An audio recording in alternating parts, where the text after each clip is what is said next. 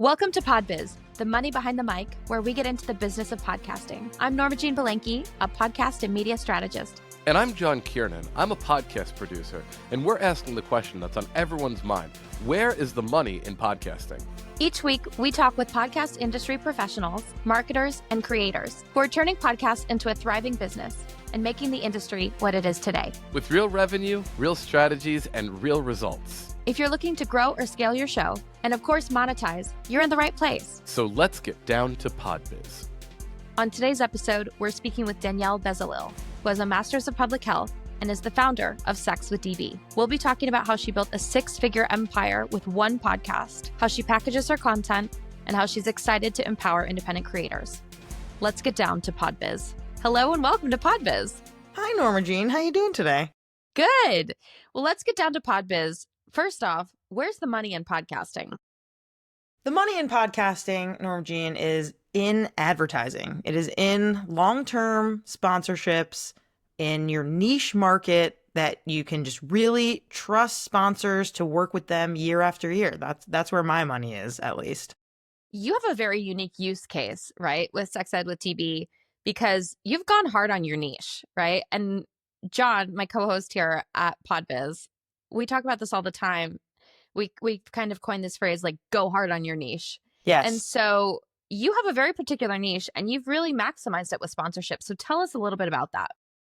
Pun intended, I have gone quite deep in my niche because, there is an issue that sexual health companies have because Meta and other platforms, Google, what have you, don't allow these companies to advertise on there. They get strikes, they get removed, they get banned, similar to how, more importantly, I would say sex educators and sex workers and other folks in the educator sphere get banned on those platforms as well. So if you're lucky enough, like me, to have a platform, knock on wood, and to be able to get our content out there on social and on our podcast, then it's great to really double down with those sexual health companies because they need us, right? Like they need us to spread their gospel about sex toys and about lube and about all of these things that they're not able to advertise on other platforms. And so that's why I've gone really hard on this niche in particular, is because I know that I'm an asset to these companies. And as long as Sex Ed with DB is thriving, then they are going to want to get those impressions and get that engagement. When we're talking about where the money is, can you tell us a little bit of just maybe even an approximate idea of the amount of annual sponsorship you're looking at? Yeah, so I am grossing six figures and have for the past 4 years. I do, of course, run a business. I have contractors, I have expenses, so I don't always net six figures, but gross is in the six-figure zone. The past few years has been between $120,000 and $140,000. And my expenses are quite low. I'm only full-time person. So I try to really, net that six-figure range, but really it's in the gross area of that amount. And that's mostly from large long-term packages where I charge between, $15,000 and $50,000 per year for sponsors to have a specific kind of package in which they get like an all-encompassing amount of deliverables. You want me to share those deliverables with you? Yeah. I mean, I think everybody wants to hear them. Yes. When we're talking about one podcast as an independent creator making $120,000 to $150,000 a year. Yes. What are the deliverables? Okay. So the deliverables that I offer my sponsors are, I do 20 episode seasons. So typically that means, 20 weeks, 2 seasons approximately per year with like a little bit of break in between. I do, for the long-term sponsorships, it's 2 podcast seasons where there are podcast ads on every episode. So 40 total episodes. If they're shorter episodes, they get 30 seconds of ads. If they're longer episodes, they get between 1 minute and 1.5 minutes of ads per sponsor, depending on what the length is, depending on the sponsor.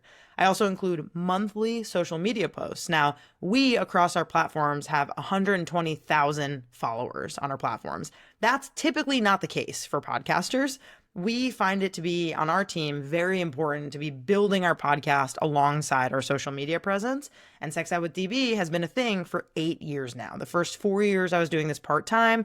I was, in jobs. I was going to graduate school for my master's of public health at Columbia. Then COVID happened, and I was in a full-time gig in a sex tech startup doing content and education work. And then 4 years ago was like, I think I could continue to make this into a business. Influencer culture had just started, so that's when I really started to build this package. So that monthly social media post happens on Instagram for reels, stories. Yeah. We tweet, post on TikTok. That's our main social channel. And then we've also been posting on Reddit for sponsors in like a sleuthy kind of way. Okay, like in Sneaky. a I want to tell you about this product, or these guys Yes. sponsored my show and I really love their stuff and I just want to share it Yes. with the Reddit community. Okay. So Yes. more like an And advertorial. yes. And like I would love to be on Reddit for business, but similar to what I was telling you in the beginning of this interview, I'm not allowed to create a Reddit for business account because I have sex in the title, even though it's sex education. So I'm like, okay, well, fuck you then, Reddit. I will continue to post and, you can get fucked.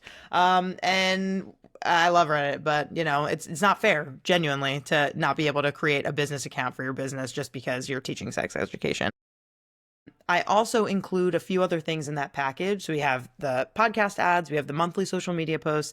I also give my sponsors 2 pieces of organic content per quarter that they can do whatever they want with. So often you'll want sponsors who want to whitelist or put ad dollars behind, your post, or post it on their profile or put it on their website. I'm kind of like, hey, I want to work with you forever. You can have as much content as you want. It's really no skin off my back to create, videos for you. And they really seem to like that.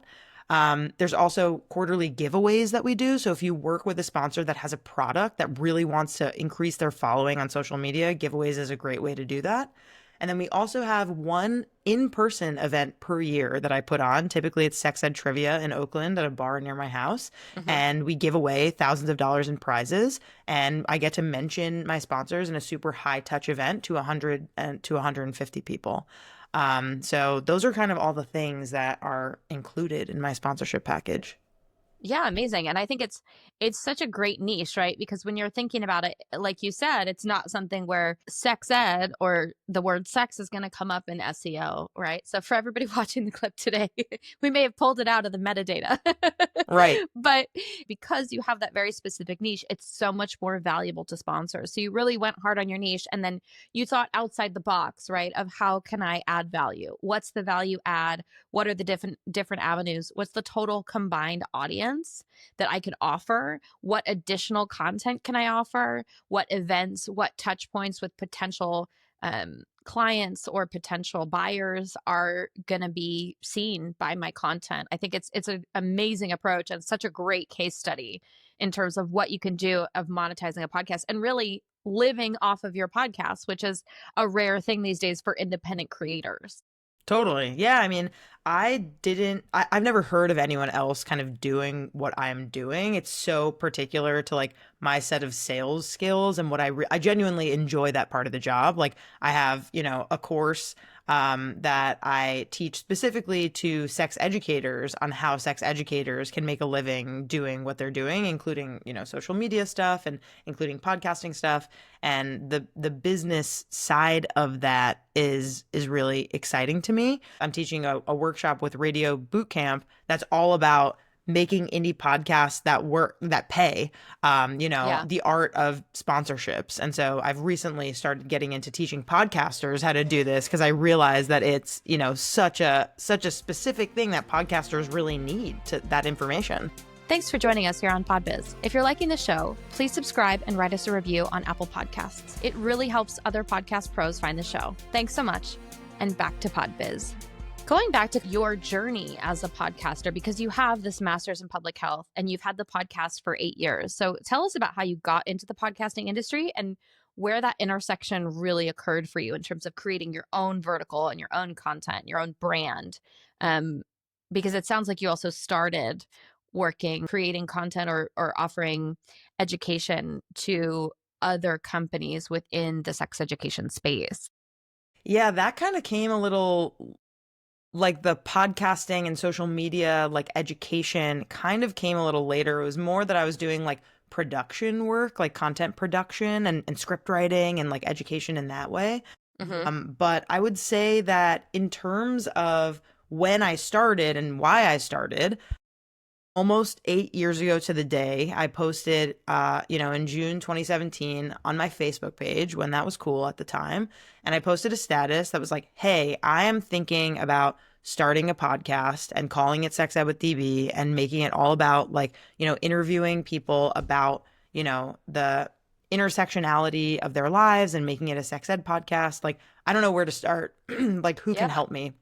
And I ended up with 10 volunteers for that first season. Like, so many people were like, I have a cousin who's interested. Hey, my sister might be good for you. Like, oh, I could help with editing. And we ended up having, someone to help with content editing, someone to help with, podcast editing, someone to help with marketing and outreach. Like, there were just so many people who were excited and interested in this. And 2017, podcasting wasn't really super big then. It was kind of just starting to get going. It was very niche still. Yeah. 2017, I think within the industry, we always feel like, oh, 5 years ago, 8 years ago, 10 years ago, it was so small. It's still that way, right? There's still room for everybody and every creator.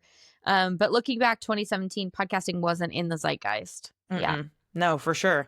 And so when I got those volunteers, it really was off the back of the first Trump presidency of me kind of feeling like, hey, this is feeling really scary. And I, as someone who's passionate about this topic, want to do something about it. And I don't know what that looks like, but starting a podcast and talking to people about their sex ed experience feels like a good place to start. Yeah. And then from there, it sounds like it grew slowly while you still had other work. And then it became your full-time job as you continue to grow it. We talk about this a lot. Rome wasn't built in a day. And a lot of people come in being like, okay, I'm starting a podcast. I've got a microphone. Like, where's my $1 million deal? I'm ready to make $1 million. Right? Exactly. Yeah. Where's my $1 million deal? And, that being said, it sounds like in a couple of years, you may hit that $1 million mark cumulatively for your podcast, but it's something where you can sustainably live off of it and you love doing it. And it's really purpose-driven. So I think all of those are a great example of how you can, professionally run your podcast as an independent creator and monetize it to the point where it's a livable wage. Yeah. Totally, though. Thank you for saying that. And to your point, though, 4 years is not a short amount of time to be doing this part-time before launching into full-time. You have to really love it, right? Like, because you'll burn out way before that, right? It's something where you have to set up systems. You have to love what you're doing, it sounds like, as well. Yeah, and I have a rule that if I hate doing something and I'm bad at it, I try to hire somebody to do it. That's a great rule. Okay. Because it just feels like, to me, I know what I like. I know what I'm good at. I know how long those tasks take me. Yeah.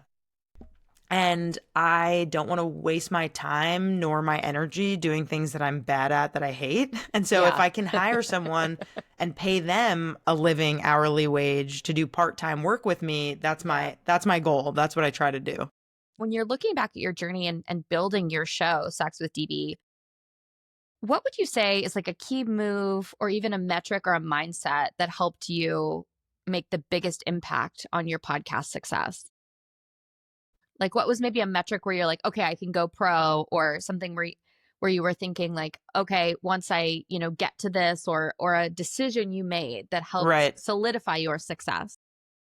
I think really it was kind of about the money for me. I think once I realized that, I didn't always do these long-term partnerships. Like the first year that I was doing this full time, it was very much that influencer culture of let me get $1,000 here and $1,500 here and $500 here. And I had a whole spreadsheet of that year. I worked with over 30 brands. And I was like, this is exhausting. Yeah. I was like, I'm so tired. I, again, enjoy the outreach, enjoy closing the deal, enjoy the sale. But like at the end of the day, this is going to be a lot easier for me if I can focus in on like 5 partners per year or whatever it is and make it the best that I can be. And so really for me, when I was starting to bring in like $4,000, $5,000, $6,000 a month in some of these, one-off sponsorships, I was kind of like, this thing has legs. Like there is money here. Like influencer culture is not going anywhere. Like people recognize at these companies that the best way to get their word out is by sharing it on social media and getting people who like their products to, share it for them, essentially. And it's a lot cheaper than TV ads. It's a lot cheaper than like other things, right? So like podcast ads, social media ads, like there is money there. And so, right now the economy in the US is pretty dark. We're in a dark place. So I do think that influencers and sex educators and podcasters are feeling the squeeze of that, or in a particular moment. But I do think in general, there is money to be made, and it's like getting in the right conversations to see if you're able to make those recurring deals, and then maybe bet on yourself and say, hey, okay, I see this recurring revenue. I feel comfortable now making the switch.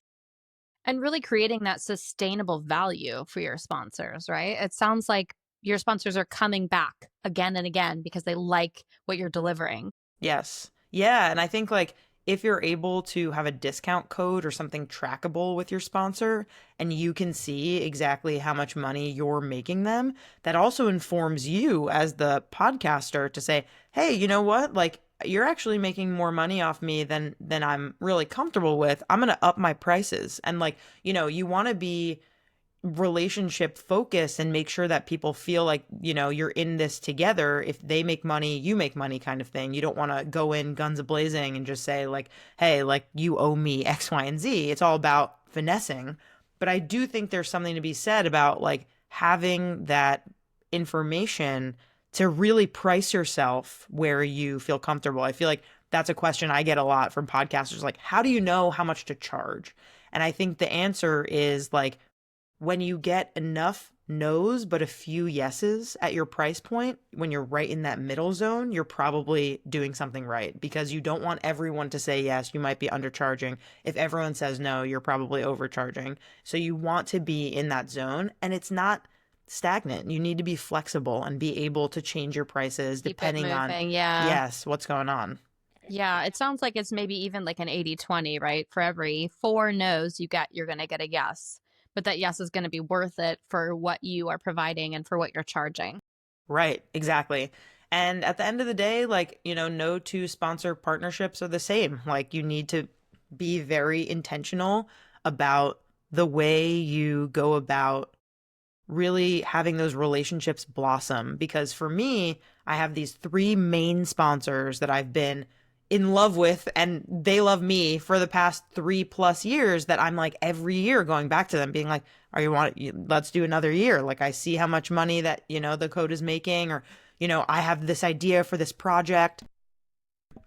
And sponsors really like when you are responsible, creative, and able to bring them something unique that other people aren't really bringing. So thinking about your own skills is really important, to think like, what can I offer these people that other people are not offering them?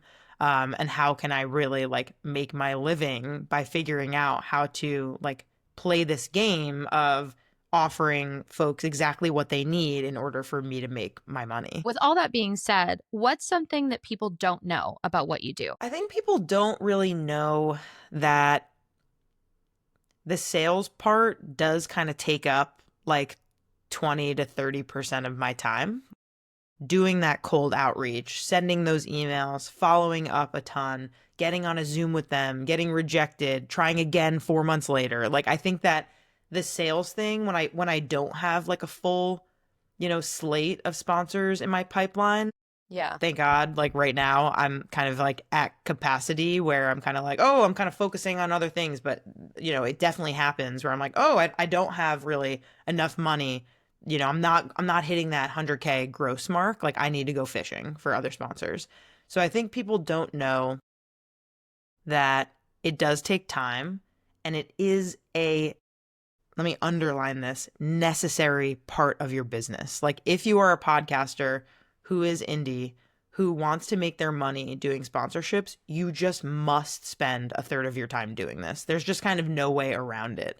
And so I think that, again, if you want to go by my rule, if you're bad at it and you don't like it and you want to find the money to hire somebody who's really good at it, that's your prerogative. But it does behoove you to be really good at this, to have this skill, because you won't need to depend on a middleman or a middle person or a middle company to do your bidding for you and therefore take 40 to 60% of your money. And so I think that that's a really important thing to feel like, empowered to do it on your own. But to your question, people don't know how long it takes to really be good at this. Yeah. And to treat it like a business, it sounds like, right? It's not like, hey, do you want to sponsor my podcast? It's, hi, I have a business. We're going to create value for you. We're going to create sales. We're going to drive sales. We're going to create value. And I'm going to present it in a very professional way, and you're going to get ROI, right? Exactly. I think that treating your podcast like a business is so important. And you just have such a great example of that. You're really living it. Thank you. That's so nice. I also think to as a part 2 of your question for the answer, people don't know what they have to offer people. And I think that that's a very big one. Yeah. Yeah, like they don't understand that 2,000 subscribers to your newsletter, that's a lot. And that's a big area where week after week you can go back and tell your sponsor, this month you're getting 8,000 impressions on this weekly, newsletter, and you're the only one, sponsor, that I'm going to be talking about, right? There's so many ways to pitch this and people create don't, that value. Yeah. Yes, people don't know your social media is that, your newsletter is that, your podcast is that, you guesting on another podcast and you mentioning your sponsor is that. There's Absolutely. so many ways to add value to your sponsors. And this is kind of just like a random story, but I approached an Instagram influencer / Playboy model on Instagram because I noticed that she had been posting about sex ed and reproductive rights. And I was like, let me try to partner with this person. And I approached my sponsor, Uberlube, and was like, what if we did a joint on the street video series with this person who's super beautiful and really smart and very much has a large following? And Uberlube was like, yeah, sure. It got 500,000 views cumulatively across our social channels. And it was just this random thing, right? You just never, you have to kind of be inventive. You have to be open. Yeah. Yes. And creative and inventive. And I think it's also one of those things where I've talked to a lot of podcasters and also influencers about this, right? Your reach is not one vertical. Your reach is your combined reach. You have to package it and sell it as your combined reach. Exactly. That's number 1. And then number 2, everybody is making it up. So you need to make up what will sell and provide value to your sponsors. Yes. There are best practices in business, of course, and it's important to be professional, and we can talk about that till the cows come home. Right. But at the same time, especially with independent creators, and this covers podcasters and influencers, and it sounds like also with your brand, you have a bit of a Venn diagram between the two of them, that everyone is making up their own rates. Everyone is making up their own packages. Everyone is making up their own value and what they're going to include. There's no standard. Yeah. Which is kind of good for us right now because we are able to add in that value and explain to sponsors. The big kind of podcasting companies are oh, they're looking at CPM, right? How much money am I going to spend per 1,000 download? But the reality is, including for myself, my average downloads for my podcast, and it's been running for 8 years, is 1,100 to 1,200 downloads an episode, right? I'm an indie, right? I don't have, those millions and millions of downloads. Cumulatively, I have 320,000 plus downloads, but that's because my podcast has been running for so long. You know what I mean? 8 years. Yeah, that's 8 years of downloads, right? That's a lot, right? And so, but as long as you can explain the value to the sponsor and you can say, hey, actually, the average, you got to know your stuff. The average podcast doesn't get above 500 downloads per episode. And this is where we're at, right? Even if you feel down on something, I guarantee you can find a way to make it shine in some capacity. Yeah. And to tell the story of your podcast brand and why it's going to bring value to a specific sponsor and however that looks. Exactly. And knowing your niche, like you said, is really, really important. Go hard. Go hard on your niche. Yeah. If you have a golf podcast, you're going for all the golf. If you get golf. Yeah. Get golf. You just need to really focus in on what exactly it is that you can approach and what's missing. What are other people not doing that you can do? If you had to start over today, right? Day 1, never having started a podcast before, still have your master's in public health, but hadn't been a podcaster or a content creator, what would you do differently to grow faster or more efficiently or smarter? I guess so in 2020 is like when we started our TikTok, and that's because we had an amazing social media intern at the time who was like, you need to be on TikTok. And Smart. I think, yeah, and I think what a time. right. I think doing more of that, right? Really trusting younger voices who know what they're talking about and know what they're doing. And continuing, I think if I were to start over, I would just do more of hiring people who have their finger on the pulse, who know exactly what that's like to basically just suggest the new and exciting thing that it's true. People are gonna, we're gonna be on that, and to really continue to take more of those risks and bets. Because I think with, Instagram and Facebook, that was kind of where we started while we started the podcast. And it has been, for our Instagram, very slow, kind of steady growth. And I think, hindsight is 2020. You can't really predict these kinds of things. But if I've learned anything, it's that more voices and more people in the room and more insight is better. And you can pick and choose what you want to go with and do. But typically younger voices and people who are energized and fresh in the scene, but have their finger on the pulse are great to listen to. And so just doing more of that, I think, would be really great for Sex Ed with DB for our growth. I want to ask you just one last question that we ask everybody here on the show. What are you most excited about in terms of podcasting, coming down the pipeline? That's a good one. I would say I'm really excited about just the fact that I am a veteran in this space. Being here for 8 years feels it. This is the majority of my career, which is kind of wild. I did not, I went to school at UC Berkeley and studied film and media studies because I loved film, and this is media, but podcasting wasn't a thing when I was in college. So I think it is cool to find something that I'm so passionate about that I really enjoy, and just being able to add value to other podcasters, and to be able to be transparent and come on a show like this and be look at my receipts, look at how much money I have been able to make, and I'm, I want to teach people exactly how to do it, giving my templates to them and giving them my deck and showing them how much I'm charging, and doing all that really excites me. Teaching other podcasters how they can become full-time podcasters is the most exciting thing to me, I think. Absolutely. Well, Danielle, thank you so much for joining us. Thank you for having me. This has been great.